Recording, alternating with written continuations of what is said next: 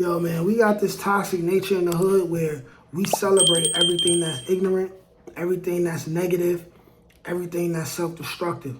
And I'm here to say, fuck all that. I'm here to say, we need to change.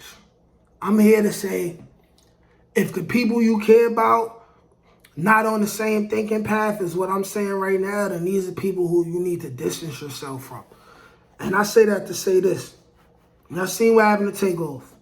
Y'all seen what happened to Chinx Drugs. Y'all seen what happened to so many rappers. And even way more than that, y'all see what happens in the hood all the time. Especially where I come from. You know, we got a couple years ago on Calling, we had a young Spanish kid who I believe was just like a ball player. He got caught up. He got caught up and ended up getting clipped. He ended up dying. You know, there's a memorial for him in the projects and everything. Earlier this year in March, my man Derek Owens, a.k.a. Snacks, who is from the streets but was not actively in the streets. You know, he was just somebody who was going to school, had jobs, was a well-respected, known person in the hood just for being, you know, cool, you know, tough, not acting like a gangster though, right? Somebody connected to him, you know, because of his loyalty for other people, he ended up losing his life. And this is a good brother, you know what I'm saying? Life got a funny way of showing you that the people in your life who are not really for you, they always gonna get you into some shit. We have issues, and I feel like you have to take it upon yourself if you feel like you on a higher vibration, if you feel like you got important goals, life-changing goals that you want to accomplish, we have to leave the hood or leave your hood as soon as possible. You, right, have to stop hanging out with criminals. I don't know what's up with dudes who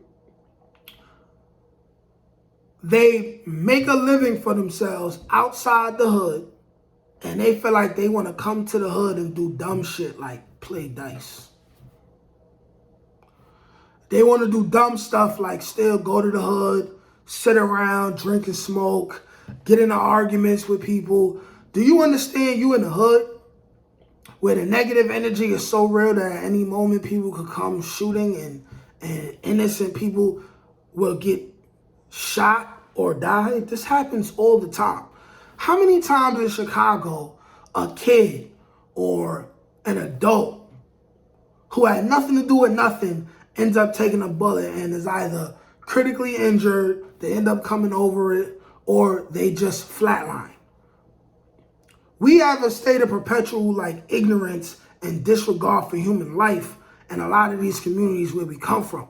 For example, how many of y'all heard about that story where a young guy gets bodied by his ops, and then his mother is at the gravesite mourning her son, and then the ops catch his mother and push her wig back?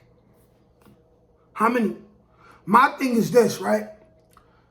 Masculinity in the hood has become warped. We think that the most gangster thing to do, the most manly thing to do is to stay in the hood and be comfortable within the perpetual ignorance. My thing is this.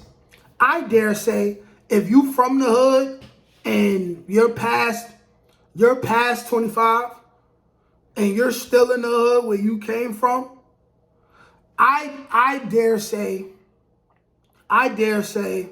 you're afraid to be a real man. I dare say you're afraid to be individual. You're afraid to really live a life because you care too much about being in the hood. Somebody like me, you gotta understand, I moved to South Carolina. This was well planned. To the world, to the people from the hood, it seems like I moved abruptly, but this was very much planned. This is very much planned. I've been planned. I always felt like I was different. I dressed a certain way. I like to wear boat shoes and snakeskin shoes, fedora hats, What I look like being in the hood where a shootout can happen at any point and I gotta run. I gotta run in some damn snakeskin shoes. I got these fancy shoes that I bought from Portobello or one of these other Spanish pimp stores.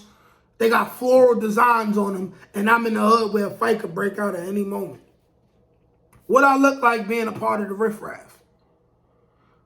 Why do men from the hood care so much about still being integrated in the hood? Do you realize that you are a target? Do you realize that people will say they love you and the hate will just spew out of them when they're around you? Do you realize that? If you feel like you're special, you need to separate yourself from potential haters, okay? If you're a black man, at some point you gotta tell yourself, I'm not hanging out with criminals no more. And you gotta not care how nobody feels about it. You gotta not care. You know what I'm saying? Like, I don't hang out with criminals. I go to the hood, I got a couple women that I see, and then I leave. I'm not sitting in the hood chilling with y'all niggas, smoking and drinking. I don't care. I don't like none of y'all enough to do that. At some point also, as a man in the hood, you got to understand that most of these people, you grew up with them. That does not mean that they're supposed to be your friend forever. They're not supposed to be your friend forever. Who cares? Who cares? At the end of the day, you got to look at it for what it really is. You know what I'm saying? They don't read. They can't reference you any good books to read. They can't tell you nothing enlightening. Or if they're the type of people who always talk about their plans, but you never see them execute anything, right? If it gets to that person's third plan and you don't see them executing it just like the other two plans before that, he just talking. He just talking. He's a bum. Y'all know where we come from. Majority of the men who we grew up with, they're bums. They're simps. They living with their mother still. They living in the house with their woman. They woman paying all the bills. These are not people who deserve respect. These are not people who have honor. These are not people who have dignity. And also, not only do the worst type of friends you can have most of the time come from the hood, and I'm not talking about the main 1, 2, maybe 3 dudes who really like, yeah, A1s. I'm talking about everybody else who you only cool with them because y'all happen to grow up with each other and y'all commonly like to do things like smoke weed together and drink together, go to the club, and y'all used to rob people together, right? But also the lowest quality of women is in the hood. So the question is, why do we feel like we need to continue to be in the hood? The hood is trash. Y'all feel like y'all got some type of claim to the hood. Your mother paying lease. You don't own it. You don't own nothing.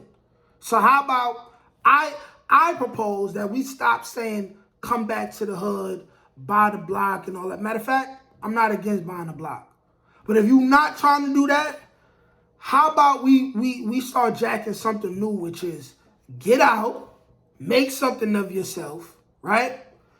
Go back, grab the people who you care about, and leave everyone else in the hood to burn.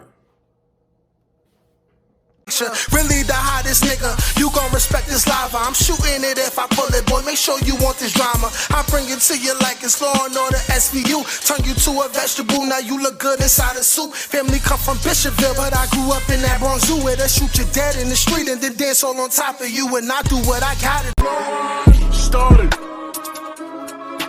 Please don't get me started.